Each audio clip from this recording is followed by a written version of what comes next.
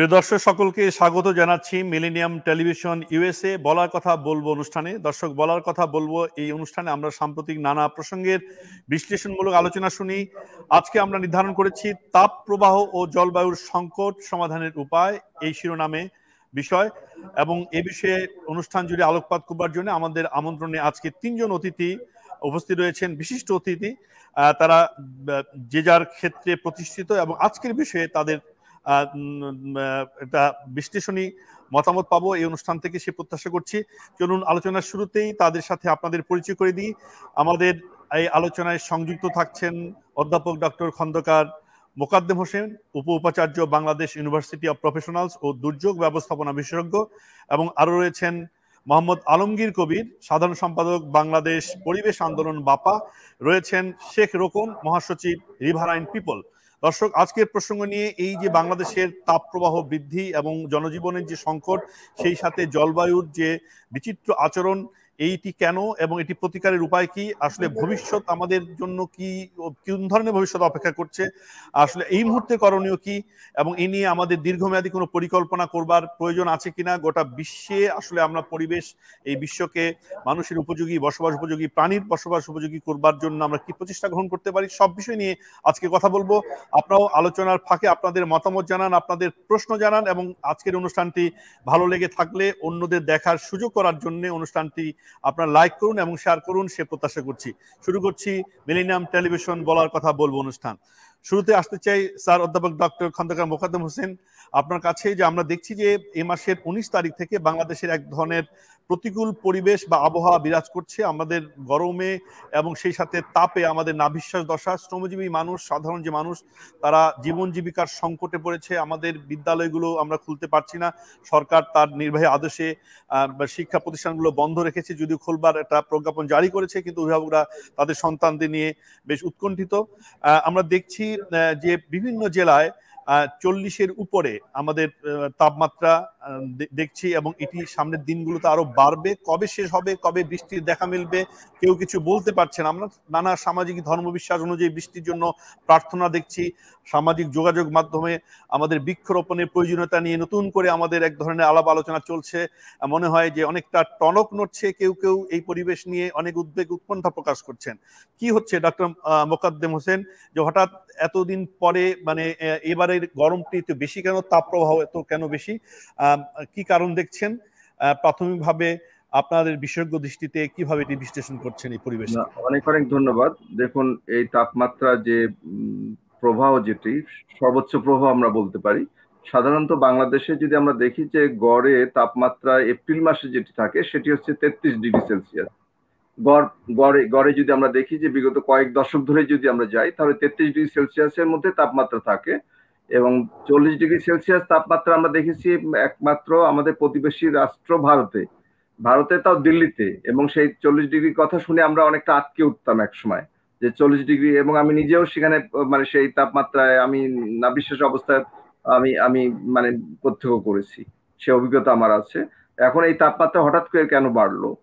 আমরা যদি গত বছর 2023-এর পরিসংখ্যান নেই, তাহলে মানে সারা বিশ্ব ব্যবস্থাতে যদি আমরা দেখি, তাহলে জুনকে বলা হয়েছিল সব মানে হটেস্ট মান্থ, যেটাকে আমরা জানেন আপনারা, যে তাপমাত্রা সর্বোচ্চ তাপমাত্রা ছিল জুন মাসে। এবং এটা শুধু আমাদের এখানে না, মানে পুরো বিশ্ব মিলিয়ে যদি আমরা দেখি। এখন এটার অন্যতম কারণ যেটা আমরা দেখি, যে প্রথমত হচ্ছে আমরা দেখি যে বিশ্ব উষ্ণায়ন প্রক্রিয়ার কারণে আমরা দেখতে পাচ্ছি যে এখানে গ্লোবাল ওয়ার্মিং এবং গ্রিন হাউস ইফেক্ট, এবং তার মূলত কারণ হচ্ছে গ্রিন হাউস ইফেক্ট। এই গ্রিন হাউস ইফেক্টের অন্যতম কারণ সেটি হচ্ছে মানে অতিমাত্রায় কার্বন নিঃসরণ করা, এবং সেই অতিমাত্রায় কার্বন নিঃসরণের জন্য দায়ী হচ্ছে উন্নত বিশ্ব। আমরা দেখতে পাই যে তারা শিল্পায়ন প্রক্রিয়া, অতি নগরায়ণ প্রক্রিয়া, এবং পাশাপাশি আমরা দেখতে পাচ্ছি যে মানে বন শূন্যতা, ব্যাপকভাবে বন কেটে উজাড় করা হচ্ছে এবং সেটাকে বাণিজ্যিকভাবে ব্যবহার করা হচ্ছে। তো এই তিনটা যদি হয়, তাহলে এখানে গ্রিন হাউস ইফেক্ট হচ্ছে। এবং গ্রিন হাউস ইফেক্ট হওয়ার কারণে আমরা দেখতে পাই যে সূর্যের যে রেডিয়েটেড যে তাপমাত্রাটা, সেটা ভূপৃষ্ঠে আসার পর সেটা যখন মানে যখন অ্যাটমসফিয়ারে চলে যেতে চাচ্ছে, তখন সেটা বাধাগ্রস্ত হচ্ছে, এবং সেই তাপমাত্রা আবার পৃথিবীতে ফিরে এসে এখানে তাপমাত্রা বৃদ্ধি পাচ্ছে। এটা হচ্ছে আমাদের বিজ্ঞান ভিত্তিক ব্যাখ্যা। এবং এই ব্যাখ্যার প্রেক্ষিতে যদি আমরা যাই, ঢাকা আমরা বাংলাদেশের ক্ষেত্রে যদি যাই, তাহলে আমরা প্রথমে বলবো যে জলবায়ু পরিবর্তন অন্যতম একটা নিয়ামক হিসাবে এখানে কাজ করছে, অর্থাৎ হিট ওয়েভ যেটা আমরা বলছি। এবং এই মুহূর্তে বাংলাদেশ, ঢাকা এবং পশ্চিমবঙ্গে আমরা দেখেছি হিট অ্যালার্ট জারি হয়েছে, এবং এই হিট অ্যালার্টের সময়কালও বাড়ানো হয়েছে, গতকালই হঠাৎ করে 3 দিন আরো বাড়ানো হয়েছে। এখন দ্বিতীয়ত সেটি হচ্ছে ঢাকা, খুলনা এবং চট্টগ্রামের তাপমাত্রা বাংলাদেশের তুলনায় আবার 2 ডিগ্রি সেলসিয়াস বৃদ্ধি পেয়েছে। এবং এটার পিছনে অন্যতম কারণ সেটি হচ্ছে, আমরা বলছি ঢাকাকে, আমরা চট্টগ্রাম এবং খুলনাকে আমরা বলছি মানে হিট আইল্যান্ড। এখন হিট আইল্যান্ডটা কি? এই হিট আইল্যান্ডটা যেটা আমরা বলবো যে সেই হিট আইল্যান্ড হচ্ছে যে মানে আমাদের এখানে কংক্রিটের মানে দালান পাথর, এবং এখানে আমাদের নগর বনায়নের অভাব, এবং খোলা স্পেসের অভাব, এবং জলাভূমি, প্লাবনভূমির অভাব, এবং এই তিনটাই মানুষের দ্বারা সৃষ্ট দুর্ভাগ্যবশত। যদি আমরা পরিকল্পিত নগরায়নের মাধ্যমে যেটা করতাম তাহলে এটা এক ধরনের হতো। আর সারা দেশে যদি আমরা বলি সেটা হচ্ছে এই যে হিট অ্যালার্ট যেটা তাপপ্রবাহন হচ্ছে, সেটা হচ্ছে বিশ্বব্যাপী যে নাজুকতা তৈরি হয়েছে তারই একটা বাই প্রোডাক্ট হিসেবে কিন্তু আমরা দেখতে পাচ্ছি এখানে হচ্ছে। এবং দ্বিতীয়ত ঢাকা শহরকে আমরা বলি যে তাপীয় দ্বীপ যদি বলি আমরা, তার পাশাপাশি আমরা এখানে দেখতে পাচ্ছি হিট ডোম বলছি, মানে হিট ডোমের দ্বারাও আমরা কিন্তু আক্রান্ত বাংলাদেশ আমরা বলছি। এখন হিট ডোমটা কি? এই যে মেঘ যে ঘনীভূত হয়ে মানে যেখানে বৃষ্টি হওয়ার সম্ভাবনা থাকে, সেই হিট ডোমের কারণে আমরা দেখতে পাই যে মেঘগুলোকে সরিয়ে দেওয়া হচ্ছে। আর মেঘগুলোকে যখন সরে যাচ্ছে তখনই আমরা দেখতে পাই যে সরাসরি তাপমাত্রাটা সূর্য থেকে সরাসরি ভূপৃষ্ঠে চলে আসছে। কাজে একদিকে মানে গ্লোবাল বিশ্ব উষ্ণায়ন প্রক্রিয়া, অন্যদিকে আমাদের নিজস্ব যে মানব সৃষ্ট যে নাজুকতা, এই দুটোর মাধ্যমে কিন্তু আমরা দেখতে পাচ্ছি যে এই তাপমাত্রা বেড়ে যাচ্ছে। আর এই তাপমাত্রা বেড়ে যাওয়ার কারণে যেটা সবচেয়ে নাজুকতার মধ্যে পড়ছি আমরা যারা খেটে খাওয়া মানুষগুলো, অর্থাৎ আমরা যদি বলি যে বাংলাদেশের যে কৃষি মজুর আছেন, যারা নির্মাণ শ্রমিক যারা আছেন, এবং যারা শিল্প মজুর এবং গার্মেন্টস ইন্ডাস্ট্রি যারা মজুর আছেন, এবং অন্যান্য যে সমস্ত ভাসমান যারা 50 লক্ষ বলা যেতে পারে যে ইনফর্মাল সেক্টরে যারা কাজ করেন, তাদের কিন্তু দেখা যাচ্ছে যে ইনকাম তাদের সম্পূর্ণ রকম কমে গেছে অথবা অনেকটা কমে গেছে।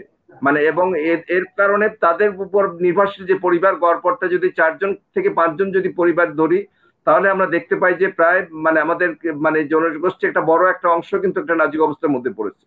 আরো যে নাজুকতা হয়েছে সেটি হলো যে শিশু, নারী এবং বয়োবৃদ্ধ লোক, এবং ডিজেবল যারা আছেন, এবং প্রেগনেন্ট উইমেন যারা আছেন। এখন এই নাজুকতার মধ্যে আমরা দেখতে পাচ্ছি যে এখানে পানিবাহিত রোগ, সুপেয় পানির অভাব, এবং শুধু তাই না, গ্রীষ্মের প্রচন্ড খরতাপের কারণে আমাদের এখানে বিভিন্ন ধরনের ভাইরাল যে ফিভার যেটাকে বলা হচ্ছে, এখন 105 ডিগ্রি জ্বর যখন হয়ে যায় তখন কিন্তু সেই পেশেন্ট কিন্তু হিট স্ট্রোকের দিকে চলে যায়। এবং হিট স্ট্রোকের সঙ্গে দুটো জিনিস জড়িত, একটা হচ্ছে মানে হিট শক সিনড্রোম। এই শক সিনড্রোমের কারণে কিন্তু মানুষ অনেক সময় মারা যাচ্ছে, আকস্মিক ভাবে কিন্তু আমরা দেখি মানুষ মারা যাচ্ছে, এবং বাংলাদেশে ইতিমধ্যে মারা গিয়েছে। এবং গতকাল আমরা দেখেছি যে থাইল্যান্ডের 30 জন হিট স্ট্রোকে মারা গিয়েছে, ফিলিপিনে মারা গিয়েছে অনেক জনসংখ্যা, এবং ভারতে মারা গিয়েছে, এবং বাংলাদেশের বিভিন্ন এলাকাগুলোতে মারা গিয়েছে। এখন এর থেকে পরিত্রাণের উপায়ের মধ্যে যদি আমরা বলি, তাহলে পানি ব্যবস্থাপনাটা সবচেয়ে বড় বিষয়। এখন পানি ব্যবস্থাপনার মধ্যে দুটো বিষয় আছে, একটা সুপেয় পানির ব্যাপকভাবে এটা আপনার বিতরণ করার ব্যাপার আছে।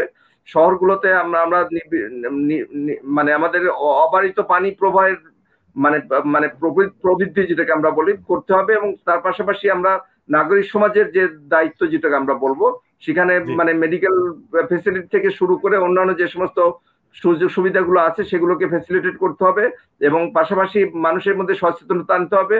এবং মানে হিট ওয়েভ থেকে বাঁচার জন্য আমাদের কৃষি মজুর যারা আছেন তাদেরকে কিন্তু 1 ঘন্টা 2 ঘন্টা পরপরই কিন্তু গাছপালার নিচে বিশ্রাম নেওয়ার বিষয়গুলো আছে।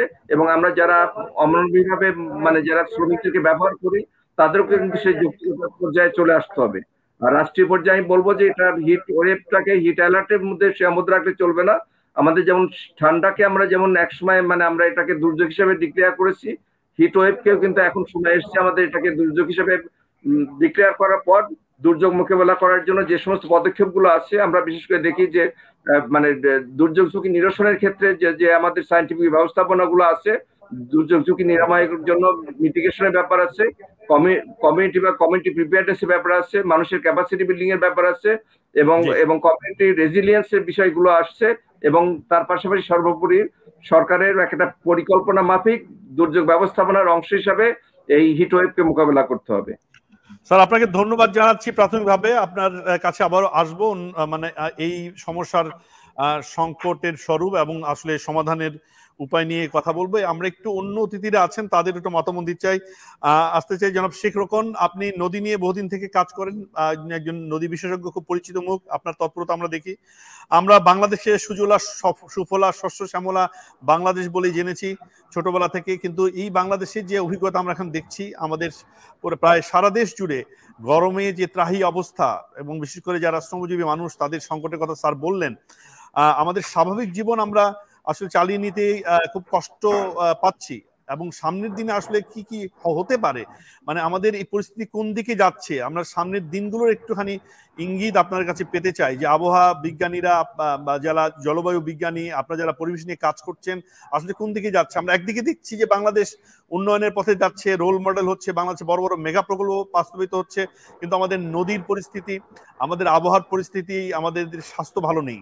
আপনি কি দেখছেন বর্তমান সংকটকে, কিভাবে দেখছেন? ধন্যবাদ। আমার মনে হয় যে তাপমাত্রা নিয়ে মোকাদ্দেম স্যার যা বলছেন খুবই গোছানো এবং সমন্বিত ভাবে, সেখানে আর বলার কিছু নাই। এটা ঠিক যে জলবায়ু পরিবর্তনের কারণে বিশ্বজুড়েই তাপমাত্রা বাড়ছে এবং এটা একটা অনিশ্চিত প্যাটার্ন গ্রহণ করতেছে, কিন্তু এটা জলবায়ু পরিবর্তনের ঘাড়ে দায় চাপিয়ে আমরা এটা পার পাওয়াটা বোধহয় ঠিক হবে না। কারণ আমি আপনাকে বলি, আজকে যখন এই অনুষ্ঠানে প্রবেশ করছি তখন আমি একটু দেখলাম যে আচ্ছা আজকে সৌদি আরবের তাপমাত্রা কত এই মুহূর্তে। তখন দেখলাম যে সৌদি আরবে এই মুহূর্তে তাপমাত্রা 33°C, আর ঢাকায় এই মুহূর্তে তাপমাত্রা 34°C। তার মানে আমরা মরুদ দেশ বলে চিনি যেটাকে, যে সবচেয়ে তাপমাত্রা বেশি আমরা শুনে এসেছি শৈশব থেকে, সেখানকার চেয়ে এখনকার এই মুহূর্তে তাপমাত্রা আমাদের 1 ডিগ্রি বেশি সেইটা। আর আরেকটা আমি বলতে চাই যে আমাদের এরকম তো ছিল না। যখন এই বৈশাখ মাসে গ্রীষ্মকালে দুনিয়া জুড়েই তাপমাত্রা বাড়বে এটা অবধারিত, কিন্তু আমাদের বিষয়টা তাপমাত্রার না, বিষয়টা হচ্ছে কতখানি সহনীয় হচ্ছে। এটা আমি আপনাকে প্রায় 1765 সালে একটা ডায়েরি থেকে আমি 2টা লাইন পড়ে শোনাই। এটা জেমস রেনেল বলে একজন ইংরেজ সার্ভেয়ার ছিলেন, যিনি প্রথম এই অঞ্চলের ভারতীয় উপমহাদেশ এবং বেঙ্গলের নদীর মানচিত্র তৈরি করেছেন, জরিপ করেছেন। উনি বলতেছেন তার 1765 সালের এপ্রিল মাসে, জেমস রেনেল লিখছেন, এপ্রিল মাস শুরু হলো চমৎকার আবহাওয়া দিয়ে। 7 তারিখ পর্যন্ত পশ্চিম থেকে মোটামুটি শীতল হাওয়া বইছিল। 6 তারিখের হাওয়া ছিল শরীর জোড়ানো। 16 এপ্রিল উনি লিখছেন তার জার্নালে যে সারাদিন আবহাওয়া শীতল, রাতে ঝোড়ো হাওয়া, সকালের দিকে বৃষ্টিপাত। এই ছিল আমাদের 200 বছর 250 বছর আগে, এইটা ছিল আমাদের আবহাওয়া। কিন্তু তখনও তাপমাত্রা ছিল, আমরা জলবায়ু পরিবর্তনের কথা বলি যে এই বছর এই শতাব্দীর শেষে গিয়ে এটা 1.5 ডিগ্রির মধ্যে রাখতে হবে, 2 ডিগ্রি বাড়তে পারে এগুলো, কিন্তু পার্থক্যটা ছিল এই জায়গায় যে তাপমাত্রা যাই থাকুক, আপনি বাংলাদেশের থেকে এটা সহনীয় ছিল, কারণ এখানে আমাদের নদী গুলো ছিল, জলাভূমি ছিল, সবুজ ছিল, গাছপালা ছিল। এখনো আপনি যদি ঢাকা থেকে মানিকগঞ্জের দিকে যান, আমি দেখলাম যে আজকে সকালে আমাদের এক সহযোদ্ধা নদী নিয়ে গবেষণা করেন, উনি লিখছেন যে কালকে ঢাকায় এসে মানিকগঞ্জ থেকে আবার মানিকগঞ্জ ফিরে গেছেন। তো তাপমাত্রার পার্থক্যটা বোঝা যায়। তো সেই ক্ষেত্রে আমি বলি, আপনি বলছেন যে ভবিষ্যতে কোন দিকে যাচ্ছে, আমাদের এটা জলবায়ু পরিবর্তনের দিক থেকে দেখতে হবে, কিন্তু শুধুমাত্র জলবায়ু পরিবর্তনের চশমা যদি আমরা চোখে দিয়ে থাকি তাহলে বিভ্রান্ত হওয়ার সমূহ আশঙ্কা আছে। আমাদের এটা দেখতে হবে সামগ্রিকভাবে, জলবায়ু পরিবর্তনের একটা বৈশ্বিক ব্যাপার, একই সঙ্গে জাতীয় এবং স্থানীয় বিষয়টাকে বিবেচনা করতে হবে। আমরা যেভাবে গাছপালা কেটে ফেলেছি, যেভাবে আমরা জলাভূমি উচ্ছেদ করেছি, উজাড় করেছি, আমাদের নদীগুলো মেরে ফেলেছি, সেটা দিয়ে তাপমাত্রাটা বহুগুণে বেড়ে যাচ্ছে এবং সহনীয় হচ্ছে না। আমরা জানি যে দক্ষিণ পশ্চিমাঞ্চলে তাপমাত্রা এখন সবচেয়ে বেশি, ঝিনাইদহ, চুয়াডাঙ্গা, সেখানে দেখবেন যে নদীগুলো সব শুকিয়ে গেছে। আপনি কপোতাক্ষ দেখবেন খটখটে, আমি ছবি দেখেছি, নবগঙ্গা, চিত্রা, এই নদীগুলোতে পানি নাই। একই সঙ্গে আমাদের যে 3টা বড় নদী যেগুলো গোটা দেশকে এক ধরনের সুজলা সুফলা রাখে, এক ধরনের আবহাওয়াটা সহনীয় রাখে, গঙ্গা, ব্রহ্মপুত্র, মেঘনা, সেখানেও দেখবেন যে আগের মতো আমাদের পানি নাই, প্রবাহ নাই। তো ফলে এই যে তাপমাত্রা, এটাকে আপনার দেখতে হবে সামগ্রিকভাবে এবং মনুষ্য সৃষ্ট।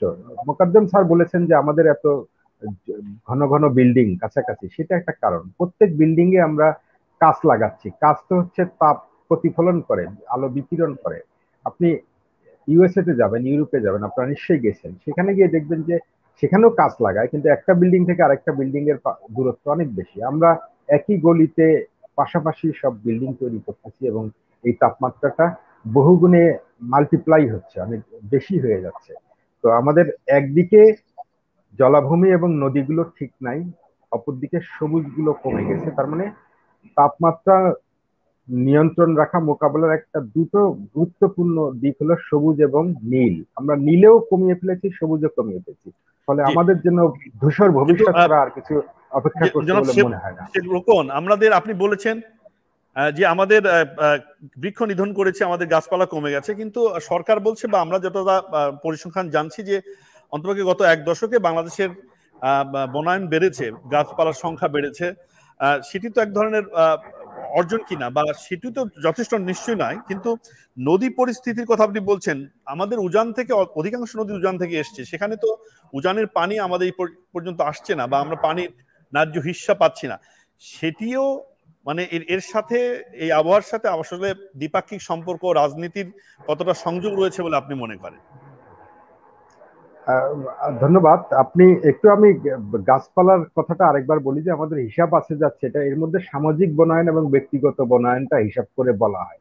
কিন্তু আপনি উত্তরবঙ্গের মানুষ, আমি যতদূর জানি, আপনি দেখবেন যে আগে উত্তরবঙ্গে মাঠের মাঝখানে মাঝখানে গাছ ছিল। আপনি হাওড় অঞ্চলে যাবেন, মাঠের মাঝখানে মাঝখানে বনাঞ্চল ছিল। কিছু সামাজিক বনায়ন না, কিন্তু সামাজিকভাবে ব্যবহারযোগ্য বনাঞ্চল ছিল, যেগুলো ছড়িয়ে ছিটিয়ে থাকতো। এখন আপনি দেখবেন যে এগুলো সব কমে গেছে। হয়তো রাস্তার, মহাসড়কের পাশে হচ্ছে, বাড়িতে লাগাচ্ছে, কিন্তু এইটার যে একটা সুষম বন্টন ছিল বনভূমির, সেটা ব্যক্তিগত না বা এই বাণিজ্যিক ভাবে সামাজিক বনায়ন না, সেইটা প্রাকৃতিক এই বনগুলো হারিয়ে গেছে। আপনি সুন্দরবন দেখবেন, শালবন দেখবেন, এগুলো যে রিজার্ভ ফরেস্ট গুলো আছে, সেগুলো আপনি ভেতরে গিয়ে দেখবেন ফোকলা হয়ে গেছে। বাইরে থেকে দেখা যাচ্ছে এটা খুব বন, কিন্তু ভেতরে গেলে বোঝা যায় যে ভেতরে ভেতরে ফোকলা হচ্ছে।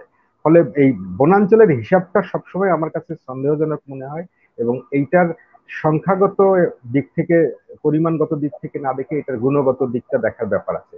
তারপরে আমরা কি গাছ লাগাচ্ছি সেটা একটা বড় প্রশ্ন আমাদের প্রতিবেশের জন্য না। আর পানি সম্পদের যেটা বললেন সেটা অবশ্যই প্রয়োজন, কারণ আমাদের সবগুলো নদীর, আমরা সেটা 1000 বলি, 1300 বলি, সবগুলো নদীর চূড়ান্ত উৎস হচ্ছে আন্তঃসীমান্ত নদীগুলো। সেখান থেকে আমাদের বৃষ্টির পানি এবং বরফ গলা পানি আসে। কিন্তু আপনাকে এই প্রশ্ন আত্মসমালোচনার মঞ্চে দাঁড়িয়ে আজম ভাই করতে হবে যে বুড়িগঙ্গা যে আমরা মেরে ফেললাম, এর সঙ্গে আপনার ন্যায্য পানির ন্যায্য ঈশ্বর কোনো সম্পর্ক নাই। আমাদের যে 3টা বড় নদী আছে আন্তঃসীমান্ত, মাদার রিভার যেগুলো আমরা বলতে পারি, গঙ্গা, ব্রহ্মপুত্র, মেঘনা। গঙ্গায় আমরা জানি যে সেখানে ফারাক্কা ব্যারেজ আছে, তিস্তায় ফারাক্কা ব্যারেজ আছে, মেঘনায় যে অববাহিকার যে অনেকগুলো নদী, সেটা সারি নদী, গোয়াইন নদী বা অন্য খোয়াই যদি বলি, সেগুলোতে ব্যারেজ আছে। কিন্তু ব্রহ্মপুত্র, আমি দায়িত্ব নিয়ে বলতে পারি, এখনো ইনট্যাক্ট। আর ব্রহ্মপুত্র শুধু বড় নদী না, আমাদের যে উজান থেকে যে সব পানি প্রবাহ আসে, এর 55% বেশি আসে শুধু ব্রহ্মপুত্র দিয়ে, সেখানে তো পানি আছে। কিন্তু ব্রহ্মপুত্র অববাহিকার নদীগুলো আপনি দেখবেন প্রত্যেকটা নষ্ট হয়ে গেছে। এগুলো এগুলো পানি হিসার কোনো সম্পর্ক নাই, এর সঙ্গে আমাদের ব্যবস্থাপনার সম্পর্ক, আমাদের নিজস্ব খাসলতের সম্পর্ক, আমাদের এটা একটা বেপরোয়া দখল, দূষণ এবং নদী হত্যার যে সংস্কৃতি, অপসংস্কৃতি আমরা গড়ে তুলছি, সেইটার সম্পর্ক। জলবায়ু পরিবর্তনের কাঁধে সব দায় দিয়ে যেমন তাপমাত্রা দায় এড়ানো যাবে না, একই সঙ্গে শুধুমাত্র আন্তঃসীমান্ত নদীর কাঁধে বন্দুক চাপিয়ে নিজেদের অভ্যন্তরীণ দখল দূষণ এটা দায় এড়ানো যাবে না। জি, ধন্যবাদ জনাব শেখ রোকন। আবারও আসবো আপনার কাছে প্রসঙ্গ নিয়ে আলোচনায়। আসতে চাই জনাব আলমগীর কবির, তিনি সাধারণ সম্পাদক বাংলাদেশ পরিবেশ আন্দোলন। বাপা, আপনারা তো সংগঠিতভাবে কাজ করছেন নানা পরিবেশে, নানা প্রসঙ্গ ইস্যুতে। এই যে হঠাৎ তাপপ্রবাহের যে বৃদ্ধি, বাংলাদেশের বর্তমান পরিস্থিতি যে তৈরি হচ্ছে, এটি নিয়ে আপনাদের পর্যবেক্ষণ কি? এবং আসলে আপনারা এই পরিবেশ, আমাদের উন্নয়ন হচ্ছে, অন্যদিকে পরিবেশ দূষিত হচ্ছে, আমরা বলছি যে দুটোর আসলে আমরা ভারসাম্যপূর্ণ অবস্থা তৈরি করতে পারছি কিনা, বা আমাদের সরকারের নীতি, তার যে আইন পদ্ধতিতে কোনো ত্রুটি থাকলে সেটাও একটু উল্লেখ করতে পারেন। ধন্যবাদ আজম ভাই, এবং স্যার এবং রোকন ভাই খুব মানে আপনার শব্দ আমরা ঠিক শুনতে পাচ্ছি না, একটু সামনে এসে বলুন, আপনি ডিভাইসের সামনে একটু এসে বলুন, একটু সামনে এসে বলুন। তো এখন শোনা যাচ্ছে? বলুন দেখি। স্যার এবং রুকন ভাই খুব চমৎকার ভাবে, দুজনেই খুব চমৎকার ভাবে যে বৈজ্ঞানিক এবং হচ্ছিল আমাদের মনুষ্য সৃষ্টি যেই কারণগুলো হচ্ছিল রয়েছে আজকের এই জলবায়ু পরিবর্তন এবং হিটের যে এখন হিট ওয়েভ চলতেছে, আমরা একটা অসহনীয় দুর্বিষহ জীবনযাত্রার মধ্যে হলো অতিবাহিত হচ্ছি, খুব চমৎকার ভাবে উঠেছে। রুকন ভাই স্যার বৈশ্বিক আমাদের হচ্ছিল জীবাশ্ম জ্বালানি উন্নত রাষ্ট্রগুলো হলো দায়ী, আবার আন্তঃনদী যে হচ্ছে আমাদের সীমান্ত, আমাদের যে হিমালয়ের বরফ গলে যাচ্ছে, বরফ গলে গিয়ে সেখানে হলো পাথর থেকে হিট বিকিরণ করে আবার আমাদের কাছে হলো ফিরে আসতেছে, এবং নদী অববাহিকায় যে হচ্ছিল দখল, দূষণ এবং বাতের সেই জায়গাটা খুব চমৎকার ভাবে হলো আসছে। এবং আপনি যে প্রশ্নগুলো হচ্ছিল করলেন, আমি একটা একটা করে যদি ওরকম ভাবে যাই যে আমরা কেন মনে করতেছি আজকে এই জায়গাগুলো, কেন আজকে বাংলাদেশ এই জায়গাটায় আমরা হলো ফিল করতেছি, যে বনভূমির কথা বললেন না, আমাদের যদি হচ্ছিল হিসাব ধরেন যে বাংলাদেশের যে এখন আয়তন আছে তার মধ্যে আমাদের হলো কত 25% বনায়ন থাকার কথা ছিল আমাদের এই জায়গাটা, কিন্তু আমরা যদি হচ্ছিল দেখি সেটা হচ্ছিল 15.58% আছে সরকারি বন অধিদপ্তরের হিসাব অনুযায়ী। তার মধ্যে প্রায় আমরা হচ্ছিল দেখছি 2,57,000 তাদের হিসাব মতে 2,57,000 বনভূমি দখলে রয়েছে, এবং কারা দখল করতেছে সেই হিসাবও, সেই তালিকাও কিন্তু তাদের কাছে হচ্ছিল আছে। তার মধ্যে মাত্র হলো 27,000 বনায়ন তারা হচ্ছিল উদ্ধার করতে হলো পারছে।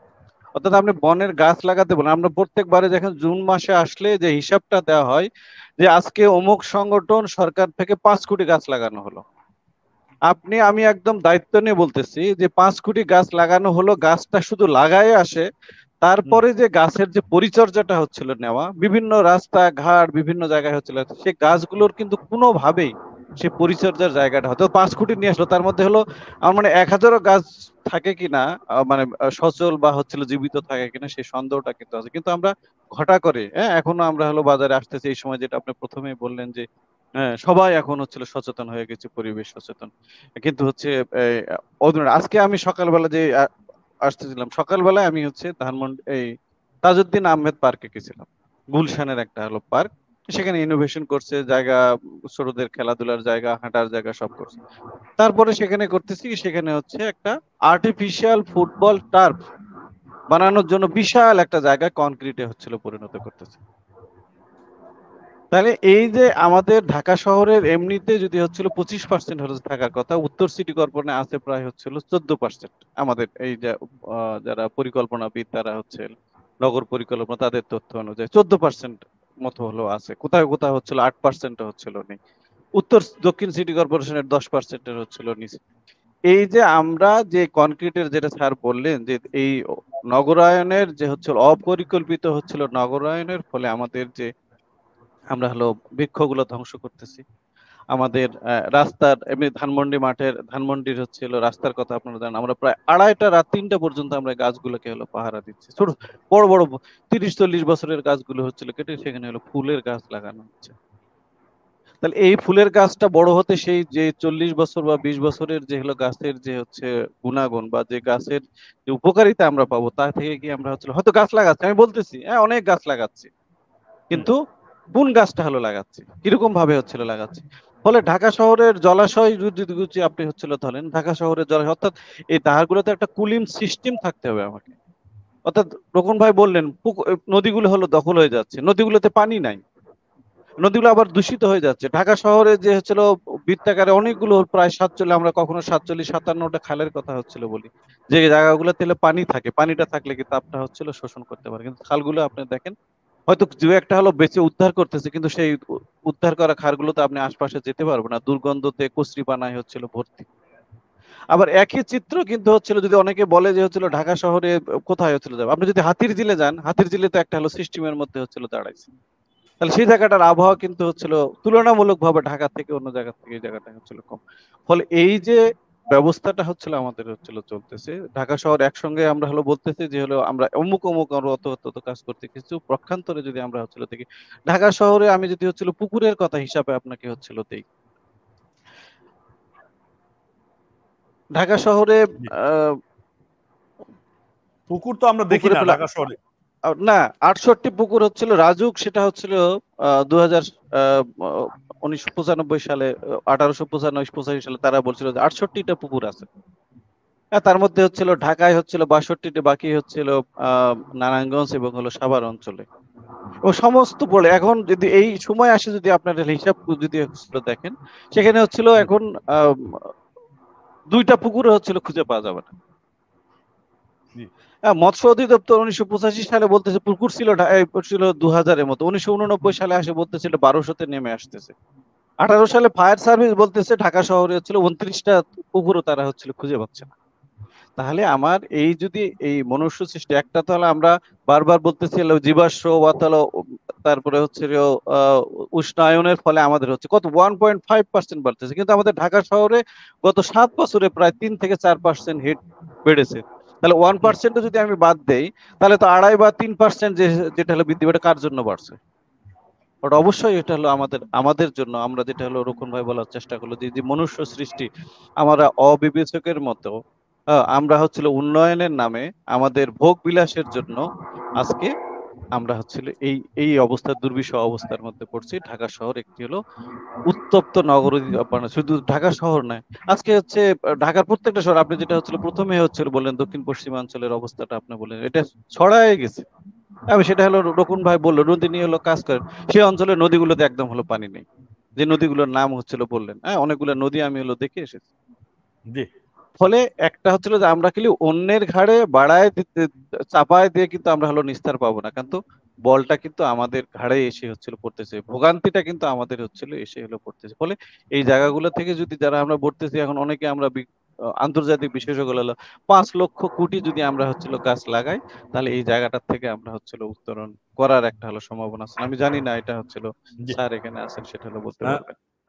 জনাব আলমগীর কবির আপনার কাছে আসবো। আমরা একটু বিরতিতে যাচ্ছি ছোট্ট করে। দর্শক যারা আপনারা দেখছেন শুনছেন আজকে আলোচনার প্রেক্ষিতে আপনারা আপনাদের মন্তব্য করুন, আপনাদের কোনো প্রশ্ন থাকলে আমাদের মন্তব্য করে সেই প্রশ্ন রাখুন, আমরা সেটি নিয়েও আলোচনা করতে চাই।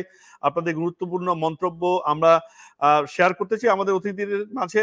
আমরা ছোট্ট একটা বিরতিতে যাব, বিরতি থেকে ফিরে আসবো আরো আলোচনায়। আমরা তাপপ্রবাহ এবং জলবায়ু সংকট নিয়ে কথা বলছিলাম মিলেনিয়াম টেলিভিশন বলার কথা বলবো অনুষ্ঠানে। যাচ্ছি বিরতিতে। I'm Nasrin Mosnoon, immigration attorney. I was born and raised here in New York City. I have been working at various immigration firms since I was a teenager, including with my father.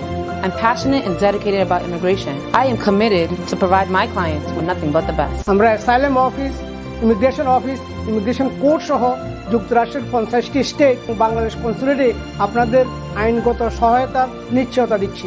Please come and take advantage of our excellent legal services. Our initial consultations are always free. দর্শক আবারও স্বাগত জানাচ্ছি আজকের আয়োজনে বলা কথা বলবো অনুষ্ঠানে, মিলেনিয়াম টেলিভিশন ইউএসএ এর বলা কথা বলবো অনুষ্ঠান আপনারা দেখছেন। জনাব মোকাদ্দেম হোসেন আপনার কাছে আবারও আসতে চাই, যেটি হচ্ছে যে আমাদের একটি ধারণা আছে যে আমরা এখন উন্নয়নকে প্রায়োরিটি দিচ্ছি এবং উন্নয়নকে প্রায়োরিটি দেওয়ার ক্ষেত্রে অনেক ক্ষেত্রে পরিবেশের বিষয়গুলো আমাদের অনেক ক্ষেত্রে মিনিমাইজ করতে হবে বা এক ধরনের আমরা সমঝোতা করছি।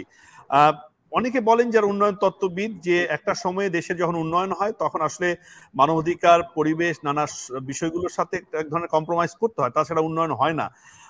আসলে আমাদের যে নদী কাটছি, আমরা নদী ভরছি, আমাদের গাছ নিধন করছি, পাহাড় কাটছি, নতুন নতুন বড় বড় প্রকল্প বাস্তবায়ন করছি, অর্থনৈতিক অঞ্চল তৈরি করছি, তো এইখানে এর ভবিষ্যৎ আসলে প্রভাবটি কি পড়বে আমাদের জনজীবনে সেটি একটু স্পষ্ট থাকা দরকার। বিশেষ করে উন্নয়ন বিশারদরা তাদের উন্নয়ন নীতিতে আমাদের পরিবেশটা কতটা গুরুত্ব পাচ্ছে বা না পেলে সেটা কেন পায় না। অনেক ধন্যবাদ। দেখুন, আমাদের বাংলাদেশের যে উন্নয়ন প্রক্রিয়াটি সেটি আমরা এখানে দু ধরনের উন্নয়ন আমরা দেখতে পাই। একটি হচ্ছে সরকারের পরিকল্পিত উন্নয়ন, যেটি আমাদের অষ্টম পঞ্চবার্ষিক পরিকল্পনা বা সপ্তম পঞ্চবার্ষিক পরিকল্পনা থাকে। আরেকটি থাকে আমাদের দেখি যে আমরা বিভিন্ন ধরনের প্রকল্প নেই, উন্নয়ন প্রকল্প। যখন আমরা এই উন্নয়ন প্রকল্পগুলো নেই, তখন এই প্রকল্পগুলো মূলত যে জিনিসটা হয়ে থাকে সেটা হচ্ছে মন্ত্রণালয়ের মাধ্যমে এটা ইনিশিয়েটিভ হয়ে থাকে, এবং এটা স্থানীয়ভাবে যারা জনপ্রতিনিধি থাকেন, বিশেষ করে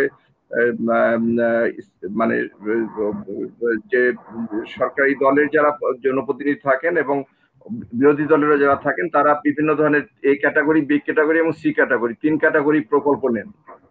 এবং এই প্রকল্পগুলো হচ্ছে আপনার তাৎক্ষণিকভাবে উন্নয়নের জন্য নেওয়া হয়। কিন্তু এই প্রকল্পগুলো যখন ডিপিপি করি আমরা, মানে ডিটেল প্রজেক্ট প্রপোজাল যখন করি, তখন কিন্তু এই প্রকল্পের মধ্যে এক ধরনের সমন্বয়ের যে জায়গাটি, সেই জায়গাটায় কিন্তু একটা বিশাল ধরনের গ্যাপ থাকে। উন্নয়ন দরকার আছে, প্রকল্প দরকার আছে, কিন্তু সেই প্রকল্পের সম্ভাব্যত যাচাই না করে আমরা যদি সেখানে তার কনসিকুয়েন্সটা কি হবে এবং স্থানীয় জনগোষ্ঠী যতটা উপকৃত হবে তার থেকে বেশি কতটা নাজুকতায় পড়বে, সেই বিষয়টাকে যদি আমরা যথাযথভাবে যদি আমরা ফিজিবিলিটি স্টাডি না করি, তাহলে সেখানে এক ধরনের নাজুকতা তৈরি হয়। এবং বাংলাদেশের মেগা প্রজেক্ট গুলো যেগুলো আছে, সেগুলোতে হয়তো দেখা যাচ্ছে এনভায়রনমেন্টাল ইম্প্যাক্ট অ্যাসেসমেন্ট এবং সোশ্যাল ইম্প্যাক্ট অ্যাসেসমেন্ট করা হয়, করে সেগুলোকে নিরূপণ করা হয় যে সেখানে পরিবেশের উপর কতটা প্রভাব পড়বে এবং সমাজে মানুষের উপর কতটা প্রভাব পড়বে, এবং সেই প্রকল্পগুলো সাধারণত হওয়ার কথা পার্টিসিপেটরি, অর্থাৎ জনগণ, স্থানীয় জনগণের সাথে তারা উঠান বৈঠকের মাধ্যমে নির্ধারণ করবে জনগণ এই প্রকল্প চায় কিনা। এখন জনগণের যদি ইচ্ছা প্রতিফলন হয় এই প্রকল্পগুলোতে, তাহলে সেই প্রকল্পগুলো অবশ্যই জনস্বার্থর সাথে সংশ্লিষ্ট। আর যদি জনগণকে পাশ কাটিয়ে যদি আমরা কোনো প্রকল্প নেই, তাহলে অবশ্যই যেটা জনস্বার্থ বিরোধী, এবং সেখানে পরিবেশ থেকে শুরু করে স্থানীয় যে, যদি আপনি বলেন যে জলাভূমি থেকে শুরু করে নদী, হাওর, বিল, খাল যেগুলো আছে, সেগুলোর উপরে এক ধরনের নেতিবাচক প্রভাব পড়বে। এখন বাংলাদেশের এই প্রকল্পগুলো নেওয়ার ক্ষেত্রে সমন্বয়হীনতা আছে, একটা বড় ধরনের সমন্বয়হীনতা আমরা লক্ষ্য করতে পারি। অর্থাৎ এই প্রকল্পকে যখন আমরা নেই, তখন কিন্তু আমাদের কিন্তু এটা এক ধরনের বিজ্ঞান ভিত্তিক, মানে এটা এক ধরনের গবেষণা বা ফিজিবিলিটি স্টাডির মাধ্যমে এটাকে নেওয়া দরকার। দ্বিতীয়ত যেটি আমাদের অনেক সময় আমরা দেখি যে বিভিন্ন অঞ্চল ভিত্তিক আমরা প্রকল্প নেই, এবং এখানে কিন্তু আমাদের মানে কর্তৃত্ব এবং অথরিটি বা পাওয়ারের ক্ষেত্রে এক ধরনের রকমভেদ আছে আমরা দেখতে পাই, যে যত শক্তিধর সে তার প্রকল্প, তার সংখ্যা তার এলাকায় তত বেশি, এবং সেটাকে আমরা বলি যে ভারসাম্যহীন এবং এটা পরিকল্পনাহীন এই সমস্ত প্রকল্প। এবং এই ভারসাম্যহীন পরিকল্পনাহীন প্রকল্প যখনই আসে, তখনই কিন্তু আমরা দেখি যে এক ধরনের মানে সমগ্র বাংলাদেশের বিভিন্ন অঞ্চলেই আমরা দেখি যে মানে নাজুকতা তৈরি। একটা উদাহরণ আমি যদি দেই, 2022 সালে যখন সিলেট এবং সুনামগঞ্জে যে মানে ফ্ল্যাশ ফ্লাড হলো, যেটা আমরা দেখেছি যে 175 বছরের মধ্যে সর্বোচ্চ বৃষ্টিপাত হলো উজানে, এবং বরাক নদীতে যে পানির প্রবাহ হলো, সেই কারণে আমরা দেখলাম যে আপনার সুনামগঞ্জ এবং সিলেট মেডিকেল কলেজ পর্যন্ত নিচতলা পর্যন্ত নেমে পানির নিচে চলে গেছিল, এবং 30 থেকে 40 দিন পানির নিচে ছিল। তখন কিন্তু আমরা দেখলাম যে এখানে যে একটা অন্যতম কারণ বের হয়ে এসেছিল, যে ভিতরে যে মানে নদীর পানি কেন মানে হঠাৎ করে উপচে চতুর্দিকে চলে যাচ্ছে, অর্থাৎ নদীর যে নাব্যতা এবং নদীর তীরে তলদেশে যে ধরেন সিল্ট এবং স্যান্ডিং অবস্থা আছে, সেটাকে কিন্তু আমরা কখনো কনসিডার করিনি। আর দ্বিতীয়ত যেটা আমরা দেখেছি যে এখানে মানে বিভিন্ন ধরনের রাস্তাঘাট করা হয়েছে অপরিকল্পিতভাবে, এবং প্রশস্ত কালভার্ট নাই, সেখানে কোনো রকম মানে ব্রিজ নেই, সেতু মানে পরিকল্পিতভাবে করা হয়নি, এবং যে কারণে আমরা দেখেছি যে সাধারণ পানির প্রবাহ যেটা, যে উজান থেকে ভাটিতে পানি চলে যাবে একেবারে মানে সুরমা কুশিয়ারা হয়ে মেঘনা হয়ে বঙ্গোপসাগরে, কিন্তু সেখানে আমরা দেখতে পেলাম সেই জায়গাগুলোতে রীতিমতভাবে বাধাপ্রাপ্ত হলো, এবং পানিগুলো সেখানে রয়ে গেল, এবং সেখানে আমরা দেখতে পেলাম যে জলাবদ্ধতা তৈরি হলো, এবং ব্যাপকভাবে বন্যার নাজুকতার কারণে মানুষের আর্থসামাজিক থেকে শুরু করে বাড়িঘর থেকে শুরু করে ফিশারিজ থেকে শুরু করে গবাদি পশু থেকে শুরু করে সবকিছুই নাজুক অবস্থায় পড়লো। তো এই যে একটা উদাহরণ আমরা দেখুন, এবং এটা নিয়ে কিন্তু আমরা দেখলাম যে ওখানকার যে আপনার যে সংশ্লিষ্ট কর্মকর্তা, তাদেরকে শোকজ করা হলো সরকারি পর্যায় থেকে, একইভাবে আমরা দেখি হাওর অঞ্চলগুলোতে অপরিকল্পিতভাবে আপনার রাস্তাঘাট নির্মাণ করা হচ্ছে এবং সেখানে পানির প্রবাহ কিন্তু সেখানে কিন্তু ইন্টারাপ্ট করা হচ্ছে এবং সারা বাংলাদেশে কিন্তু একই চিত্র আমরা দেখতে পাই। আমরা যদি দেখি যে নদীগুলোর চতুর্দিকে যে মানে প্রায় সারা বাংলাদেশে 8,000 কিলোমিটারের মতো বাঁধ আছে সমুদ্র তীরে এবং নদীর তীরে, এবং এই বাঁধগুলো দিয়ে আমরা কি করেছি, পানিকে বন্ধ করেছি আমরা বন্যার পানিকে নিয়ন্ত্রণ করার জন্য, কিন্তু এর হিতে বিপরীত হয়েছে।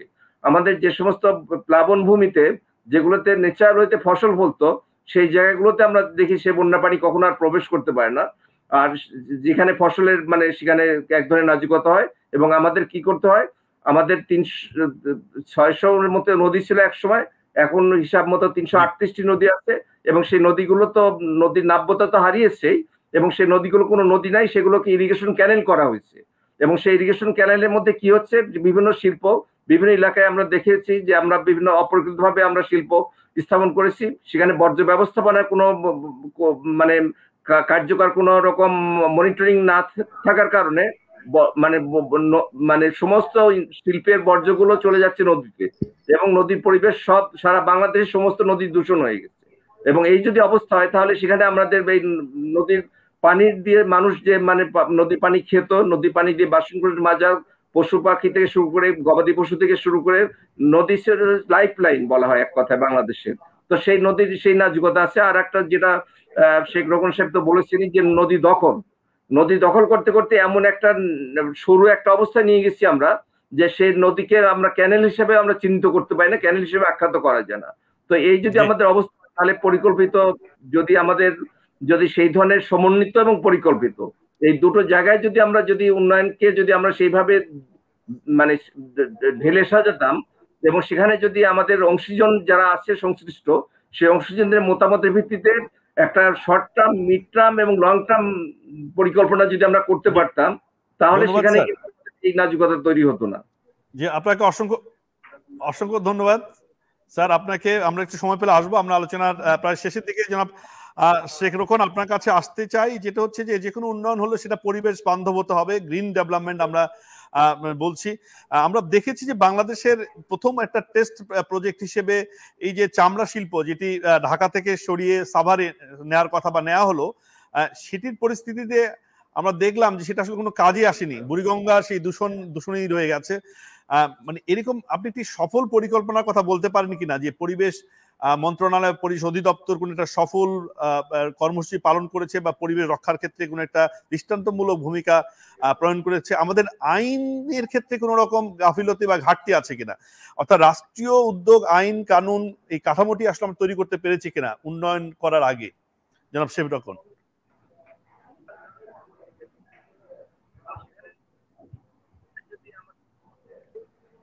শুনতে পাচ্ছেন আমাকে?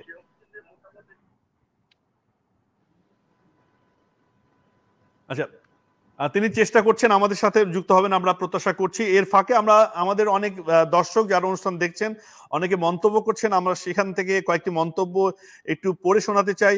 আমাদের জহিরুল হক তিনি বলছেন যে সময় উপযোগী আলোচনার বিষয়, ধন্যবাদ মিলেনিয়াম টেলিভিশন। আবু রায়হান তিনি বলছেন যে গরমে জনজীবন অতিষ্ঠ হয়ে আছে এবং গরমে বিশেষত হাসপাতালে রোগীর সংখ্যা বেড়েই চলছে। টিডো আব্দুল্লাহ তিনি one of the most important aspects great shows millennium television entertainment and planet issue great host এবং গেস্টদেরও তিনি ধন্যবাদ জানিয়েছেন। জেনিফার যারা তিনি গ্রেট শো বলছেন। আবু জাফর তরফদার বলছেন great information sir, we are not doing hour honourable job ourself, we have to do ourself, অর্থাৎ আমাদের যার অবস্থান থেকে আসলে করবার কাজ আছে, কেবলমাত্র সরকারের উপর ভরসা করলে হবে না, নাগরিক হিসেবে আমাদের সকলের দায়িত্ব আছে, তিনি এটি বলবার চেষ্টা করেছেন। জেনিফার যারা বলছেন এত গরমে আমাদের আসলে করণীয় কি, আসলে আমরা গরমে হাঁসফাঁস করছি, পরিবেশ ইস্যু, রাষ্ট্রীয় নীতি, এগুলো তো অনেক বড় বড় কথা, কিন্তু আসলে এই আপাত বিপদ থেকে বাঁচার জন্য আসলে জনগণ কি করতে পারে তাদের জীবনকে প্রশান্তি দেওয়ার জন্য। Shahadat Ali great show millennium টেলিভিশনকে এনভায়রনমেন্টাল শো নিয়ে বিষয় নিয়ে শো করবার জন্য তিনি ধন্যবাদ জানিয়েছেন। আমরা দেখছি যে অনেকে বলছেন ওয়েল ডান, অনেক মন্তব্য আছে। আমাদের সময়ভাবে সকল দর্শকের মন্তব্য আমরা শুনতে পাচ্ছি না। দর্শক আবারও আপনারা মন্তব্য করুন, বিশেষ করে আজকের প্রসঙ্গ নিয়ে আপনাদের যদি গঠনমূলক কোনো পরামর্শ বা প্রশ্ন থাকে সেটি আপনারা বলতে পারেন। জনাব শেখ রকুন, কি আপনি শুনতে পাচ্ছেন আমাকে? আমি শুনতে পাচ্ছি, আপনি পাচ্ছেন? মাঝে একটু ইন্টারাপ্ট হয়ে গেছিল লাইনটা। যে আসলে আমরা এই যে চামড়া শিল্পকে নিয়ে আমাদের মুড়িগঙ্গা দূষিত হচ্ছে বলে আমরা একটা নতুন বড় প্রকল্প নিয়েছিলাম, সাভারে স্থানান্তর করা হলো। আসলে সেটি কতটা ফল দিয়েছে, বা আমি জানতে চাইছিলাম যে সরকারি কোনো পদক্ষেপ বা এরকম পরিবেশ উদ্যোগ যেটি আসলে দৃষ্টান্ত স্থাপন করতে পারে এমন নিতে পেরেছি কিনা, আমাদের আইনি কাঠামো আসলে যথেষ্ট কিনা এই পরিবেশ বিষয়ে, বা সেটি বাস্তবায়ন হচ্ছে কিনা।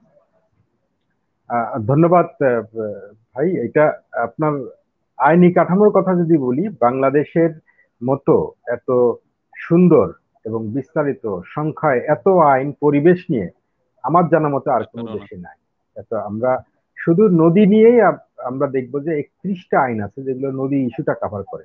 আর পরিবেশের ক্ষেত্রে যদি আমি বলি, এইটা অর্ধ শতাধিক আইন আছে আমাদের দেশে যেগুলো পরিবেশ রক্ষার জন্য। অন্য কোন দেশের উচ্চ আদালত আমাদের মতো এত নদী বিষয়ক পরিবেশ বিষয়ক ইতিবাচক রায় দেন নাই। আমরা দেখছি আদালত পরিবেশের নানা ক্ষেত্রে এতগুলো রায় দিয়েছেন, সেইটা খুবই একেবারে অদ্বিতীয়। কিন্তু প্রয়োগের ক্ষেত্রে হচ্ছে সবচেয়ে আমরা পিছিয়ে আছি। আমাদের অনেক ভালো ভালো আইন রয়েছে, আমাদের নীতিমালা রয়েছে, আমাদের নীতি রয়েছে, কিন্তু বাস্তবের ক্ষেত্রে এটা সম্ভব হয় না। আমি আপনাকে উদাহরণ দিয়ে আইন ধরে ধরে বলতে পারি। যেমন ধরেন, আমাদের সর্বশেষ যে পরিবেশ বিষয়ক দুইটা আইন 2013 সালে হলো, একটা হলো বাংলাদেশ পানি আইন, আর একটা হচ্ছে নদী জাতীয় নদী রক্ষা কমিশন আইন। তো এই দুইটা আইনই দেখবেন আমরা বলেছিলাম অনেকদিন ধরে দাবি জানানোর পরে এটা হয়েছে। নদী রক্ষা কমিশন আইনটা উচ্চ আদালতের নির্দেশে হয়েছে, কিন্তু এই দুইটা ক্ষেত্রে আমরা কোনো ব্যবস্থাপনা করতে পারি নাই। পানি আইনের ক্ষেত্রে আপনার বলা হয়েছে যে এখানে এই 25 জন বা 21 জনের একটা নির্বাহী কমিটি আছে, সেইটা পানি সম্পদ মন্ত্রণালয়ের যে মন্ত্রী উনি থাকবেন, একই সঙ্গে আরো 7 জন আপনার বিভিন্ন মন্ত্রণালয়ের সচিব থাকবেন এর সদস্য। তো এইটা যখন দক্ষিণ পশ্চিমাঞ্চলে পানি সংকট দেখা দিল, সেখানকার লোকজনের পক্ষে কি সম্ভব যে 7 জন সচিব, একজন মন্ত্রী জোগাড় করে তারপর ব্যবস্থা পাওয়া? বা ধরেন নদী রক্ষা কমিশন যে আইনটা, সেইটা সবগুলো, এটা কমিশন মানে এটা হওয়া উচিত ছিল যে একটা সাংবিধানিক বডি যেটা সবার অভিভাবক হিসেবে কাজ করবে, কিন্তু এই আইনটা করা হলো এটা নৌ পরিবহন মন্ত্রণালয়ের অধীনস্থ একটা কমিশন। এরকম আইন আছে, প্রয়োগ নাই।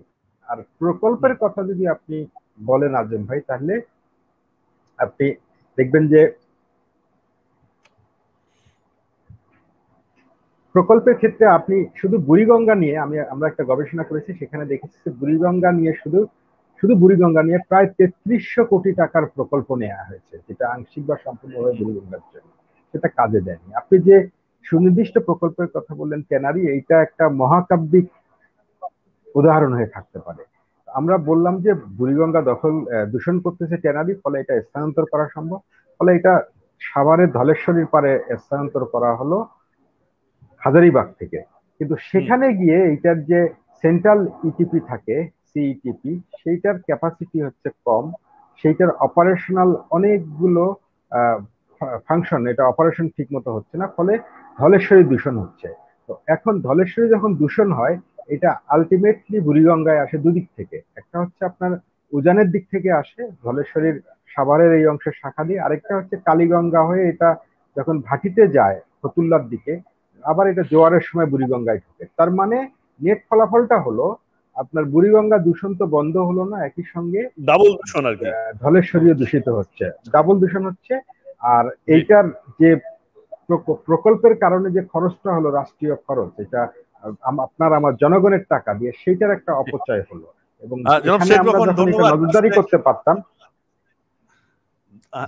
না ঠিক আছে, নজরদারি করা দরকার। আপনি চমৎকার বলেছেন, চমৎকার ইনসাইট পেয়েছি, আপনাকে ধন্যবাদ জানাচ্ছি।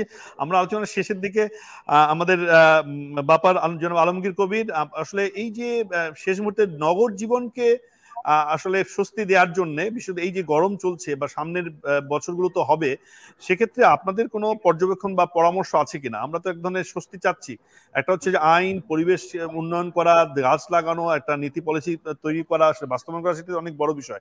আশু পদক্ষেপ হিসেবে কি ধরনের আমরা ব্যবস্থা নিতে পারি? ধন্যবাদ। লাস্ট যে আসলো যে প্রকল্প, এই জায়গাটা যদি একটু হলো আসি, যে আমরা ধরেন আমাদের বড় একটা হচ্ছে আধার হচ্ছে আমাদের সুন্দরবন। হ্যাঁ, সেই সুন্দরবন কিন্তু রামপাল সার্ভে যে হলো জনগণের মতামত নিয়ে কিন্তু একটা হচ্ছিল প্রকল্প নেওয়া উচিত। রামপাল কিন্তু আমরা দেখেন অনেক আন্দোলন করছি এখানে, মারামারি থেকে শুরু করে সবকিছু হয়ে গেছে। হ্যাঁ, কিন্তু রামপাল কিন্তু আমরা হচ্ছিল এখনো সরকার এটা থেকে খুব ফিরে আসে। 240 ছিল, সেটা 1320 হচ্ছিল আসে। ফলে এই যে জনগণের সম্পৃক্ত নিয়ে যে হচ্ছিল প্রকল্প, সেই প্রকল্পগুলোতে কিন্তু আমরা যাচ্ছি না। রামপাল হলে কিন্তু আমাদের এমনিতে কার্বন তো আমরা নিজেরা নিঃসরণ করবো, আমার সুন্দরবনের 12টা আমরা হচ্ছিল বাজাবো। এখন নগরের বিষয়টা যদি কিন্তু হচ্ছিল সরকার তো আসেন, বলছে যে যেটা সেই হলো ধরনের পদক্ষেপ প্রিকশন নিয়েই আসলে রামপালের প্রকল্প বাস্তবায়ন করছে। সরকারের পক্ষ থেকেও তাদের বক্তব্য কিন্তু তুলে ধরা হয়েছে। না, এটা হলো সুপারসনিক। আমরা হলো ওই সময় যখন হচ্ছিল এটা 12টা গবেষণা পত্র আমরা হলো সরকারকে জমা দিয়েছিলাম, এবং সরকারকে ওই সময় যে হলো আজাদ সাহেব উনি হলো ছিলেন, উনি হচ্ছে আমরা চ্যালেঞ্জ দিয়েছিলাম যে সরকারের আপনার যারা বিশেষজ্ঞ আছেন এবং আমাদের বিশেষজ্ঞ, আমাদের হচ্ছিল ফিল্ডের বিশেষজ্ঞ, আমরা ওপেন চ্যালেঞ্জ দিয়েছিলাম, আমরা হচ্ছিল ওপেনে আপনাদের সঙ্গে এই বিষয় নিয়ে কথা বলতে চাই। সরকার সেটাতে আমাদের ডাকে হচ্ছিল সাড়া দেয়নি। তারা নানা ধরনের তাদের হচ্ছে বিশেষজ্ঞরা নানা ধরনের ফর্মুলা আমাদেরকে হচ্ছিল দিয়েছিল, কিন্তু সেগুলোর বিরুদ্ধে কিন্তু আমরা কি বলতেছে কি হচ্ছে আমরা কিন্তু 12টা এরকম জমাও দিয়েছি, কিন্তু সেটা তারা করেনি। আমি হলো নগরের জায়গায় যদি হলো আসি, যেটা হচ্ছে যে আমাদের আসলে প্রথমে বললাম আমাদের কুলিং সিস্টেমটা না, একদম ধীরে ধীরে তো আমি সবগুলোকে নষ্ট করে ফেলতেছি। না, কিন্তু এই মুহূর্তে আমার আসলে যে আমরা হচ্ছে পুকুর খনন করতে পারি কিনা ঢাকা শহরের ভিতরে, এবং খালগুলো তো অনেকগুলো মরেই গেছে, সেগুলোর অস্তিত্বও নাই। মানে সেক্ষেত্রে আসলে করবার সেই কি আছে? জায়গাটা সেই জায়গাটা যে খালগুলো তো আমরা আছে, কিন্তু খালগুলো মাঝে মাঝে আমরা কিন্তু দেখেন যে হচ্ছিল এনফোর্সমেন্ট হয়, খালগুলো আছে এখনো, কিন্তু সে খালগুলোতে আমরা দখল উদ্ধার করতেছি না। সেই উদ্ধার যদি আমরা হচ্ছিল করি, হাতির ঝিলতে হচ্ছিল উদাহরণ আছে একটা, যদি আমরা পারি এটা, আমাদের যদি সদিচ্ছা থাকে তাহলে অবশ্যই আমরা এই খালগুলো উদ্ধার করতে পারবো। ঢাকা শহরে 12,500 মানুষের জন্য 2 একর মাঠ এবং 1 একর পার্ক থাকার দরকার। যে মাঠগুলো ছিল সেগুলো কিন্তু আবার দখল হয়ে যাচ্ছে। তাহলে সেই যদি আমরা উদ্ধার করি, তাহলে তো আমরা হচ্ছে সেই জায়গাটা ভিড়ে বাড়ি। এখানে আছে 37,000 মানুষের জন্য আমাদের মাত্র 1 একর একটা হচ্ছিল খোলা জায়গা আছে। সেই জায়গাগুলোকে উত্তরণ যদি আমরা হলো করতে চাই, তাহলে তো এই জায়গাগুলোকে আমাদের ঢাকা শহরে যে ফুটপাথ গুলো এখন হলো কনক্রিটের নগরীতে পরিণত হয়ে গেছে। পার্ক আপনি হলো ওসমানী উদ্যান, আমাদের একটা হলো বড় জায়গা ছিল, ওসমানী উদ্যানটা দেখেন কতদিন থেকে হলো বন্ধ করে। 11,000 গাছ রক্ষার জন্য ছিলাম সব আমরা হলো পরিবেশ হলো এগুলো তো সবাই জানে, মোকাদ্দেম স্যারও সবসময় ওই সময় ছিলেন, রকুন ভাইরা ছিল এই জায়গাটা। কিন্তু ওসমানী উদ্যানের ভিতরে হচ্ছিল উন্নয়নের নামে দেখেন সব গাছগুলো হচ্ছিল কেটে ফেলতেছে।